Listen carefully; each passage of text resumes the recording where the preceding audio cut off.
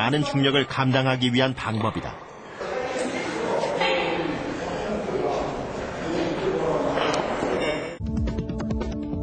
먼저 바벨을 최대한 몸에 가까이 붙여 들어 올리고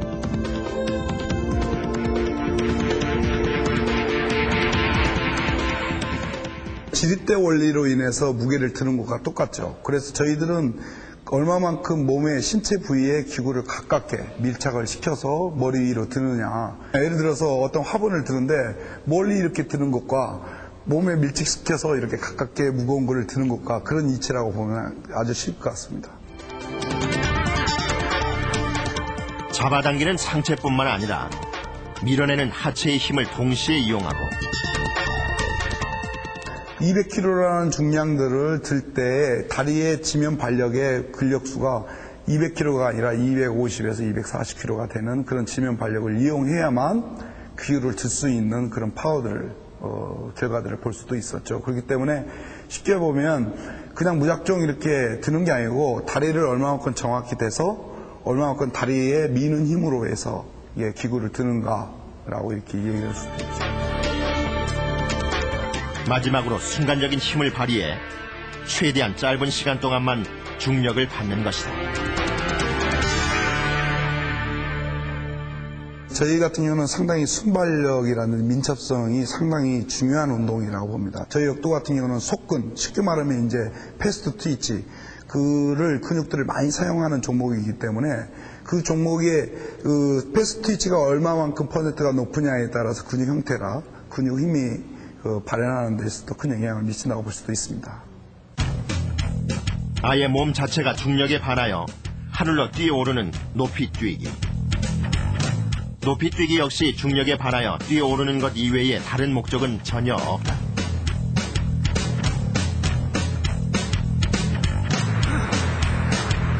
특히 재미있는 점은 높이 뛰기 선수가 아니어도 우리는 모두 높이 뛰기의 핵심 기술을 잘 알고 있는데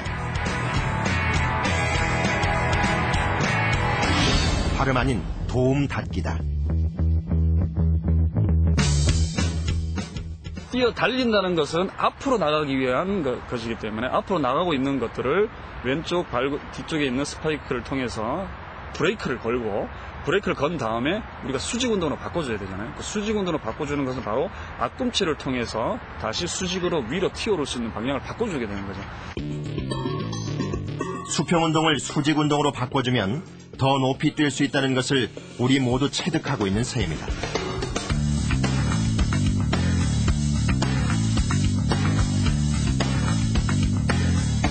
이를 극대화하기 위해 선수들은 특별한 스파이크를 신는다. 통상적으로는 앞에 이제 스파이크 침이죠. 이제 못이라고 얘기하는데 못이 있는데 이제 뒤쪽에도 있습니다. 그게 뭐냐면은 높이뛰기는 수평 운동, 달리 운동을 통해서 이제 브레이크를 걸어서 수직으로 바꿔줘야 되기 때문에 그래서 이제 브레이크를 걸기 위한 뒤쪽에 스파이크 침 4개가 따로 있습니다. 브레이크와 추진을 같이 하기 위해서 이제 좀 스파이크가 틀립니다. 수평 운동을 수직 운동으로 잘 바꿔주는 사람이 높이뛰기 선수라고 할 수 있다.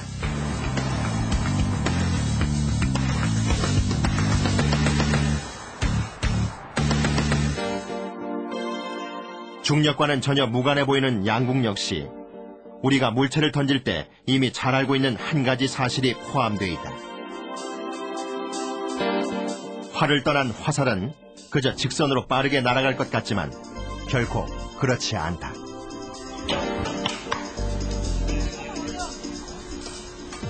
이제 저희들이 활을 쏘게 되면 아무래도 포물선을 그리죠. 그래서 이제 직선으로 쏘게 되면은 그 활줄이 화살을 강하게 밀어주게 되죠. 그 힘에 의해서 이제 화살이 이제 날아가다가 가장 높은 지역에서는 화살 촉에 무게가 있기 때문에 그 가다가 아래쪽으로 포물선이 형성이 되는 거죠. 그래서 저희들이 활을 쏠 때는 표적의 중앙에 맞춰야 되기 때문에 그 포물선을 계산을 해가지고 위쪽을 조준을 해서 실제적으로는 날아가서 표적의 중앙에 맞게 되는 겁니다.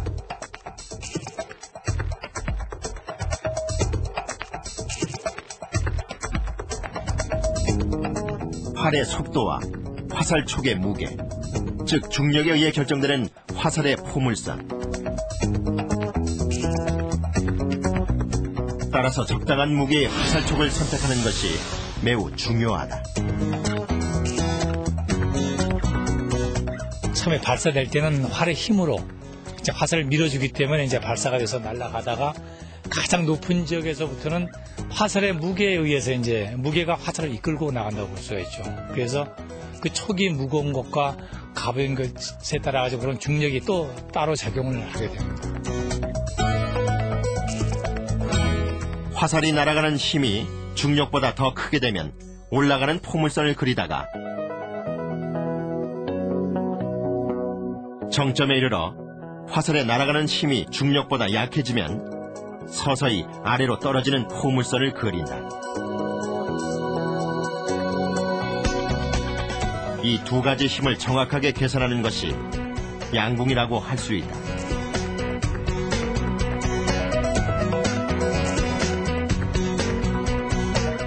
이처럼 중력을 일상보다는 적극적으로 감당하는 스포츠. 하지만 우리가 스포츠를 보면서 중력 그 자체를 떠올리기는 힘들다.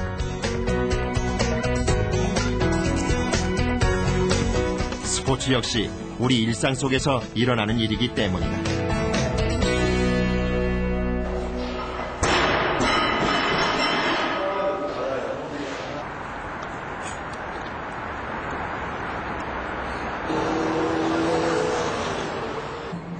따라서 우리가 중력을 인지하기 위해서는 우리의 일상 자체를 비일상적인 시선으로 바라볼 필요가 있다.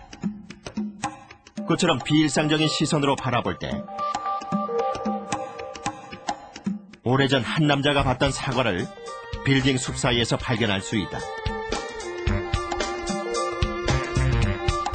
어째서 사과는 하늘로 오르지 않고 땅으로 떨어지는 걸까?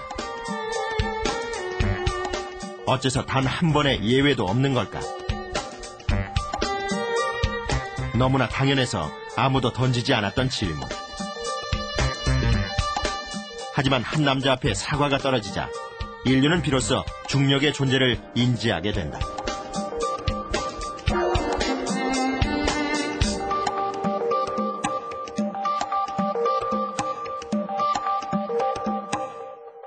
우리가 어찌 볼 것 같으면 당연하게 모든 물체가 밑으로 다 떨어지는데, 그죠?